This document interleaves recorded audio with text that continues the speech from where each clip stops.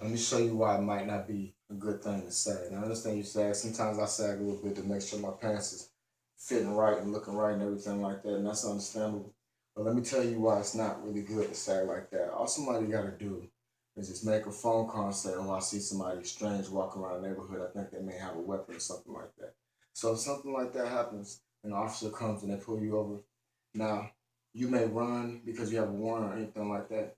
Now, see, what gives officers somewhat a right to shoot at you is when you reach for your waistline. If they have a call indicating that you may have a weapon, you may be armed and dangerous, or they have, or you may have a warrant and you're considered armed and dangerous. When you reach for your waistline like that, you may be running. You reach for your waistline like that.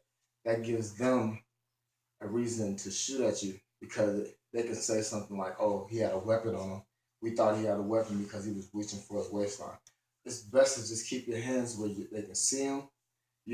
Don't move, don't get nervous, don't get jittery, but keep your hands away from this area because when you do stuff like that, they start shooting at you dead, and then once they go to court, they probably get acquitted because they say, "Oh, we thought he had a weapon and he reached for his waistline." I've seen that happen before.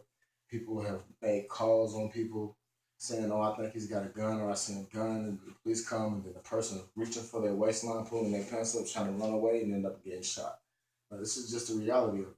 Even if you have a gun, if you have a gun on you, whether it's legal or illegal, don't panic. Keep your hands up if you know you're gonna go to jail anyway. Because if you reach for that gun and try to toss it while you're in the plain view of the officer, they have the right basically to shoot you. So, that's not the best option. So sometimes it may be good to just pull your pants up, keep it moving. I'm not judging nobody because I once was like that where I sagged all the time and everything like that.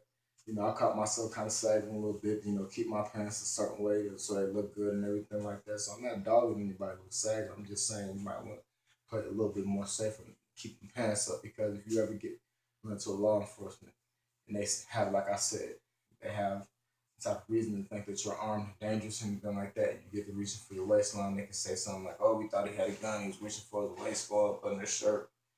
That's it. That's all she wrote. However.